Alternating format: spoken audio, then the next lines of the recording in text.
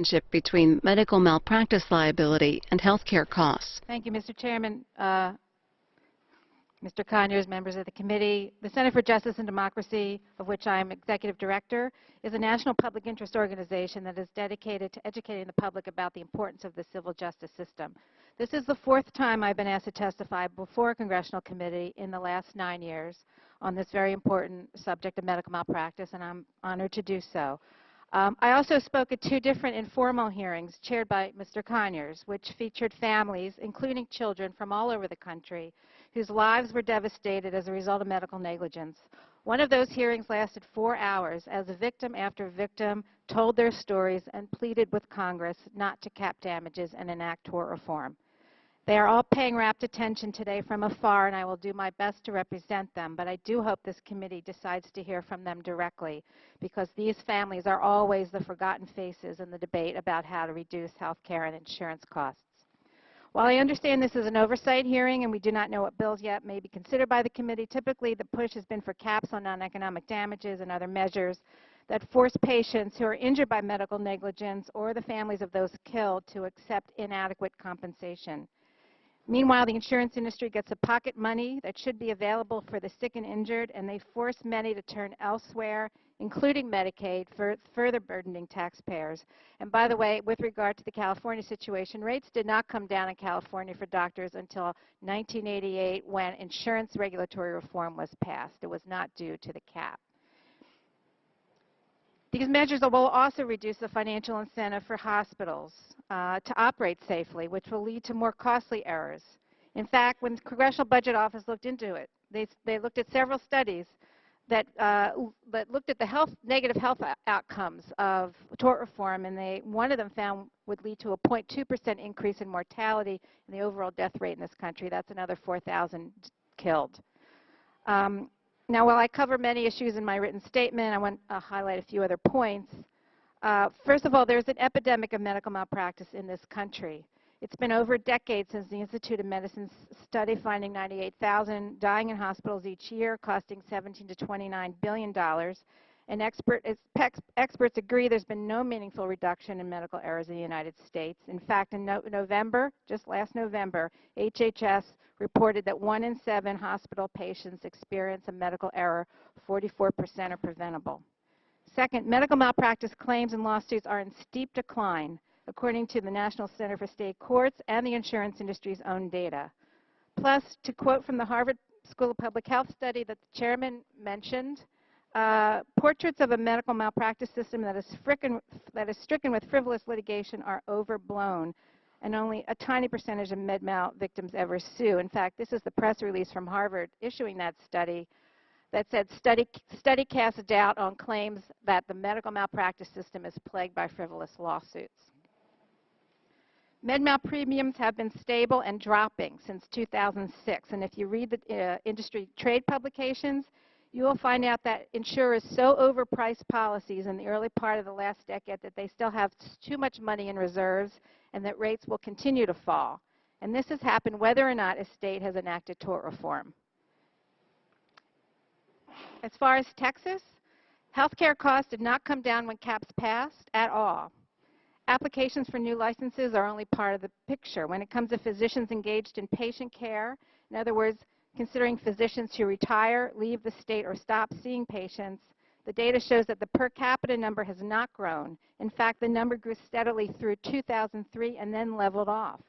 This is not a pattern you would expect if 2003 tort reform law was responsible.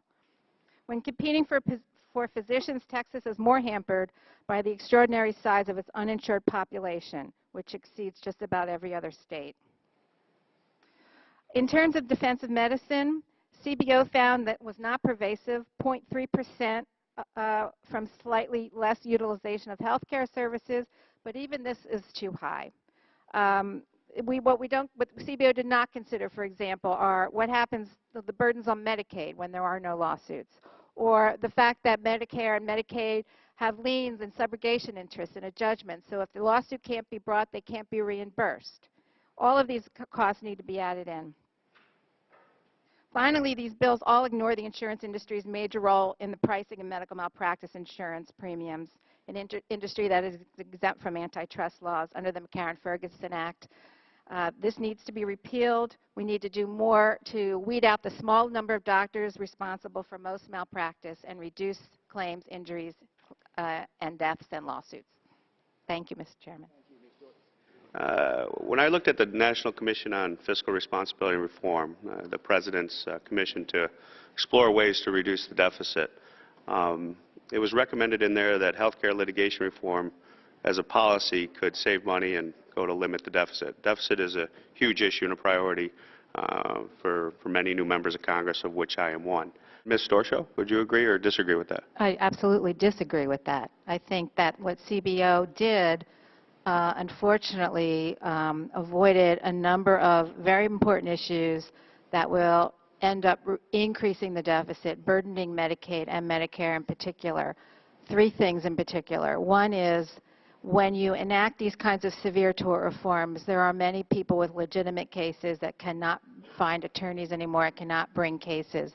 This is well documented as having happened in California. In fact, you had a witness before this committee in 1994 testifying to that effect. And it is certainly happening in Texas. So you have many people that are going to end up going on Medicaid that otherwise would have been compensated through an insurance company. Second, as I mentioned, there are liens and subrogation rights that Medicare and Medicaid have when there is a judgment or a verdict in a lawsuit. In other words, they can get reimbursed. If there's no lawsuit, that reimbursement is gone, so they lose money in that regard. Third, these kinds of measures are going to make hospitals more unsafe. There are going to be many, many more errors. Even the CBO, in its letter to Senator Hatch, talked about one study that would increase the mortality rate in this country by 0.2%, and that doesn't even include the injuries. So you're going to have more people hurt, more expense taking care of those people, and frankly, when you enact any kind of cap on non-economic damages in particular, those have a disproportionate impact on senior citizens, children, low-income earners, and certainly senior citizens. What has happened in Texas with the cap, those cases really are not being brought anymore. So senior citizens who are on Medicare, who should have a right to seek accountability from a hospital that caused negligence, no longer are bringing those lawsuits, and so Medicare is paying. There are lots of costs that are going to end up increasing the deficit. Well, but my understanding is that we're not looking to discourage legitimate lawsuits. We're allowing economic damages to be fully compensated, and the subrogation rights that you refer to are derived from the economic damage calculation, because those are lost wages or medical bills, past and future, that the subrogation rights are derived from. So what we're talking about is focusing on the frivolous and the lawsuits that are there. So I guess I don't follow your logic saying that that's a reason why. No, I think that's actually not what history shows. History shows is when you cap non-economic damages, there are certain classes of cases that are no longer brought. That is what has happened in California, and that is what this individual tested. A insurance defense lawyer testified before this very committee in 1994. Entire categories of cases can no longer be brought. Those that involve primarily non-economic damages. For example, one of the people we brought to Washington a couple of times, a woman named Linda McDougall, she was the victim of negligence by... Thank you, Ms. Doroshow. I think my time has expired. Okay. Expired there. Thank you, Mr. Chairman. Thank you, Mr. Reed, for your questions. Ms. Doroshow, if you want to finish the sentence, you may do so. Well, she had an unnecessary double mastectomy because the lab misdiagnosed cancer when she didn't have it. And she came down to testify a few times, but her damages were entirely non-economic in nature. All right. So a cap would have only affected cases, her case. Okay. Thank you very much.